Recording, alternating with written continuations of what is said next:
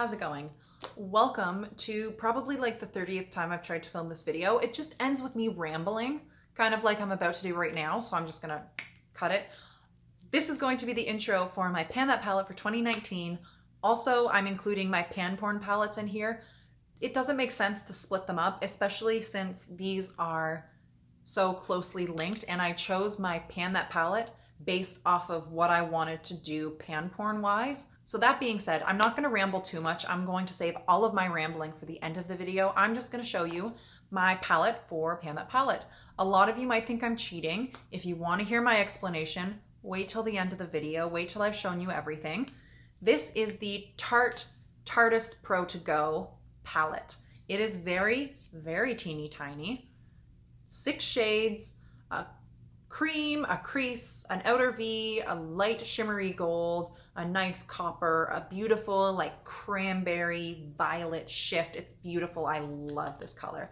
And I understand that purples are very hard to get right. It's a little bit lackluster. It's not as metallic and foiled as the other shades, but it's still beautiful. I understand purples are hard to do. This is the palette that I'm going to be focusing on. This is the palette that I would like to use up in 2019. I'm going to quickly breeze through the palettes that I'd like to put in my pan porn. I'm going to ramble a tiny bit. I'll try to keep it to a minimum though. This is the Balm in the Balm of Your Hand Volume 2. It comes with 4 blushes, Bahama Mama bronzer, Mary Luminizer, and then 4 eyeshadows. I like this palette. I think it's really nice and easy to travel with. I have a lot of the Anastasia Beverly Hills little 4-pan, like the dollar palettes that you can get at Sephora. Pick some of them up. They're amazing. But I can fit all 4 of these eyeshadows in there and then have a little mini quad to take with me. This is a really good palette. This was supposed to be my palette for Pan That palette for 2019, and then I went with the Tarte one because I didn't have it when I chose this one.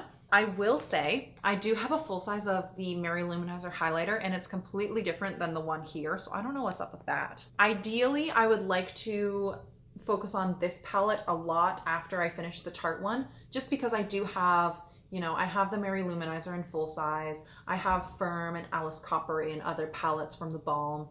These are just like really easy staple crease colors, smudging on your lower lash line colors. Like they're nothing I'm really gonna miss. So if I finish that one up, I'm probably just gonna focus on this one primarily.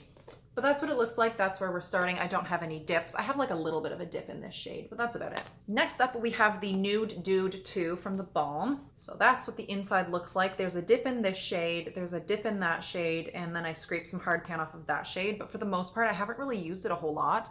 Bit of a dip in this brown right here. I'm not a huge fan of that brown, so ideally I would like to kind of move that one out of my collection a lot sooner. I would much rather have to use this palette with another palette and love my eyeshadow look, rather than just use one palette and be like, my crease looks like crap because it didn't blend out properly, but whatever. So this palette also has Firm, but that shade is in the Balm of Your Hand palette, so I probably won't touch that shade a whole lot this year until I finish up the other pan. This is the Kat Von D Interstellar palette. In 2018, early 2018, I was set on using this as my Pan That palette for 2019. And then, as we all know, things changed. So here's what it looks like. So I do have pan on this light cream shade. I use it to wipe away the bake. And I use this in my crease almost every single day. There's a bit of a dip, but you can't really see. And that's pretty much all I've done with this palette. I would like to use up as much of this as possible. I don't really like this palette a whole lot. It's beautiful, but it's just, there aren't enough crease colors for me, and all of the darker shades that I could like maybe make work in my crease, they all have shimmer in it, like noticeable shimmer, which I'm not saying putting shimmer in your crease is wrong. I just don't like the way it looks on me. I would much rather put a satin into my crease, especially since I have such deep set eyes. I find that the shimmer brings a little bit of extra light to my crease, and it kind of makes it look like it's not so far back. Next up, we have the ABH World Traveler palette. Do you remember when this was the palette? Everyone wanted this palette. That's what mine looks like. Ideally, I'd like to hit pretty significant pan in Chic, Pink Champagne, what is this? Intense Gaze, probably this gold and metallic.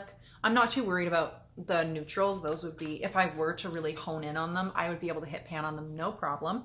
So we'll see how I get along with this palette. So those are all of the palettes that I'm putting into this project from the get-go. I will be adding in the Modern Renaissance palette later on. I find this has a lot of really good light neutrals, so great crease colors, but I want to focus on some of the other ones before I break this bad boy out. These are also really, really soft shades. It's very easy to hit pan on them, and I don't really want to, you know, immediately start hitting pan in this palette, because as soon as I start seeing pan, all I want to do is hit more pan, and I don't just want to focus on this palette. It doesn't work out well. And then I start neglecting other things. So I know that I love this palette. I know that it's easy to hit pan in this palette. I am waiting until I have some noticeable progress in other palettes before I break this one out, because I want to give myself a fighting chance. And that is everything for my Pan That Palette and Pan Porn intro. I'm just going to ramble for a little bit, so if you don't feel like listening to it or hearing my explanation as to why I'm doing it this specific way, you don't have to watch. I get it. But if you do want to just kind of stick around, I am going to be doing some rambling, and if not, hopefully you enjoyed the video. And if you're sticking around, I just kind of wanted to go on for a couple minutes about, you know, why I chose these palettes. The Tarteist palette isn't cruelty-free by my standard, but I didn't just want to give it away because I just got it a month ago. Tarte themselves are cruelty-free, but their parent company is not cruelty-free. So I don't want to support Tarte because Tarte is giving money to the bad guys.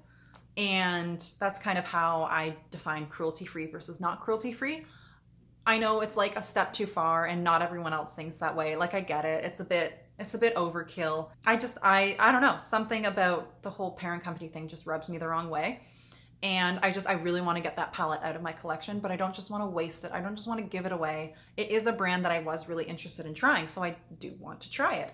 And the other thing is, do you remember like years ago when Kylie Jenner was doing an interview and the interviewer asked her, what are your New Year's resolutions? And she went on about how this was the year of realizing things and discovering stuff. And it was just so uncomfortable and so vague. She didn't give like a specific anything. It was just like, oh, this is just going to be the year of me realizing things, and like kind of just left it open-ended at that.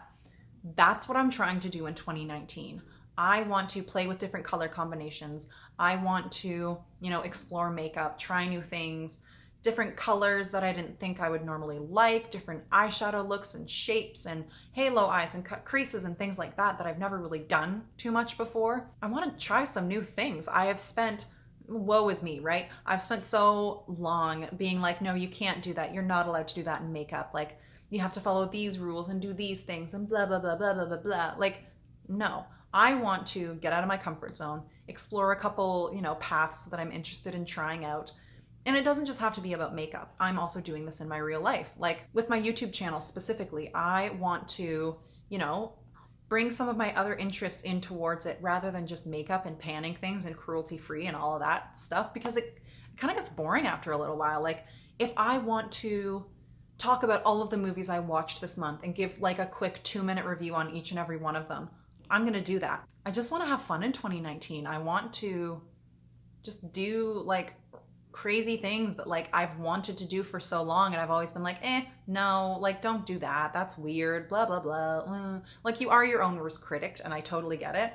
I'm 24 years old. Like I should be going out and having fun and like doing the things that I want to do and like being a little bit like selfish and self-indulgent. Like I want to see what I'm truly like passionate about and interested in and all of that cheesy good stuff. And it feels ridiculous to sit here and say it out loud, especially to a camera, like by yourself with your dog sleeping across from you and a cat on your lap. It feels like such a ridiculous thing to say. But like, I want 2019 to be my year of realizing things. My fiance and I have a little bucket list of things we want to do this year, and we want to do all these things, and I don't know what's been holding us back. So 2019 is just going to be the year of doing things and realizing stuff and coming to my own conclusions about whatever the hell.